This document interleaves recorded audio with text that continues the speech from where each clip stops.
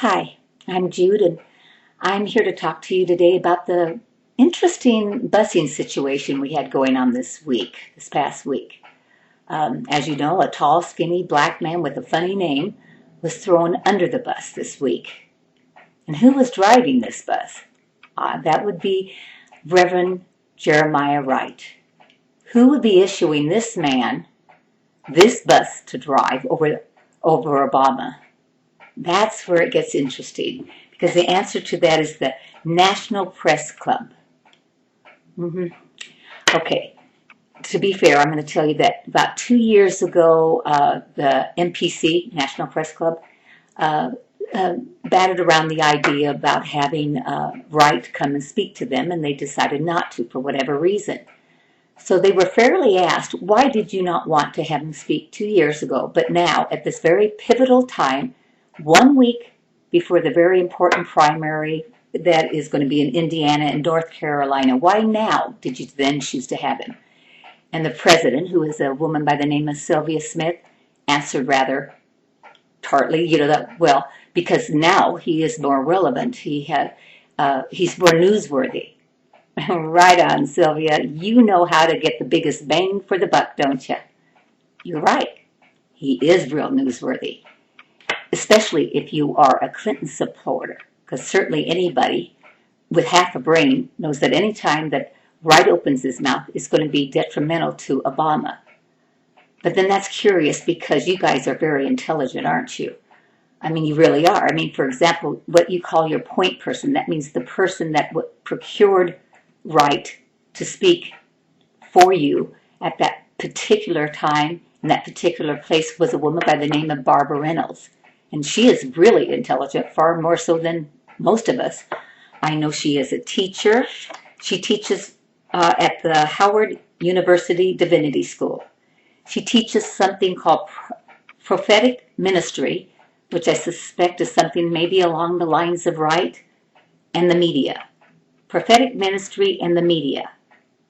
So that must mean, because she ties that in with the media, that she knows far better than the average person on how to work the media, how to have it work for her, to relate her message to the media where it will have the biggest impact. Well, she managed to do that. Let's see what she thinks about Reverend Wright. And I don't want to misquote her, so I'm going to take it right from her mouth. Quote, I have used his tapes as teaching tools in my prophetic ministry class at the Howard University School of Divinity, where he often preaches to adoring audiences. End quote. Yeah, I guess we get a pretty good idea what she thinks about him, just right in lockstep with him. Hey, that's okay. This is the U.S. She can do whatever, support anybody she wants. Just because she supports him doesn't mean she isn't for Obama, or it wouldn't be, unfair for him. So let's listen again, straight from her mouth, quoting what she had to say about Obama. It is a sad testimony that to protect by his is Obama, his credentials as a unifier above the fray, the senator is fueling the media characterization that Reverend Wright is some retiring old uncle in the church basement, instead of respecting Wright for the towering, astute father of progressive social and global cause that he is. Yeah, I guess I get the idea here. I mean, if the Clintons are providing the burial plot for Obama, she's bringing along the shovel, and she's willing to dig it. Yeah, okay.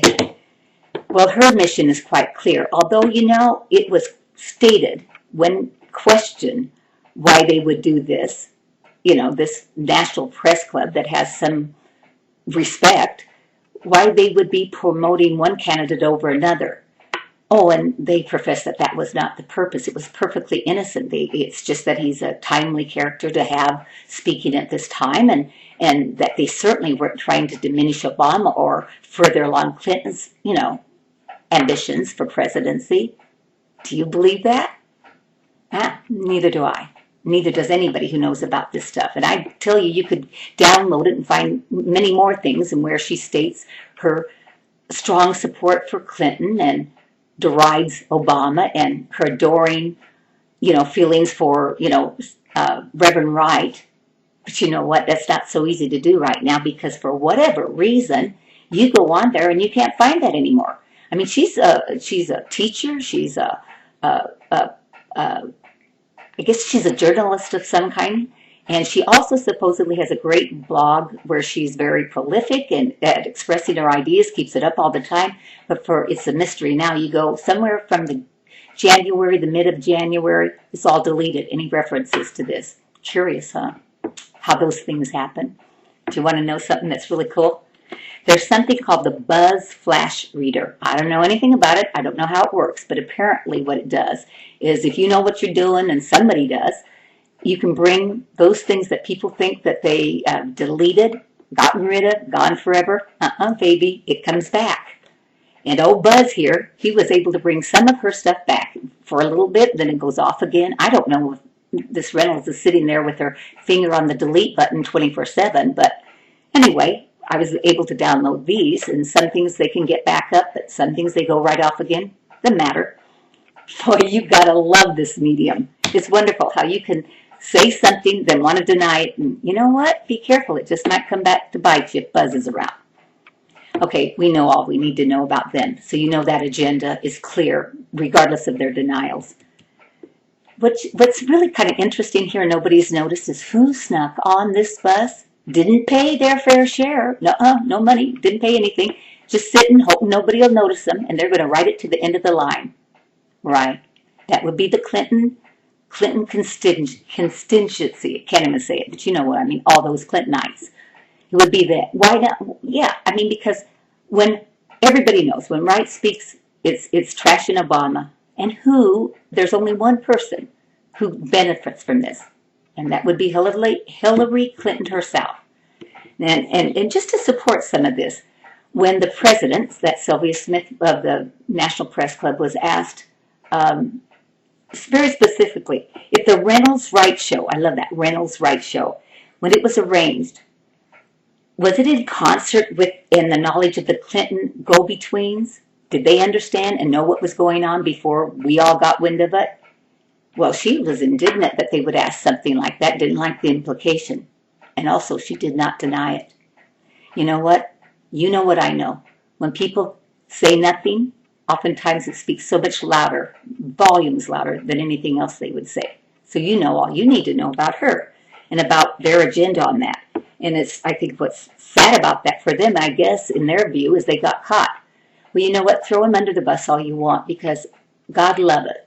Obama he's like a cat. He has more than 9 lives, actually. And thank God for us he does. Because you need to hear the truth, behind the truth. This is it. Now listen, what are there, 3 of you who listen to this maybe? Maybe if I'm lucky. I don't have a outlet source by which people are going to listen to this. If you know people, share it with them. If you have an audience that has got to be bigger than mine, then have them watch this or relate what this says, however you want to share it. Do your job. I'll do mine, and I'll be back when, I have more to, uncover. I feel like a darn detective, and I'm not qualified, but I work at it. Okay, till then.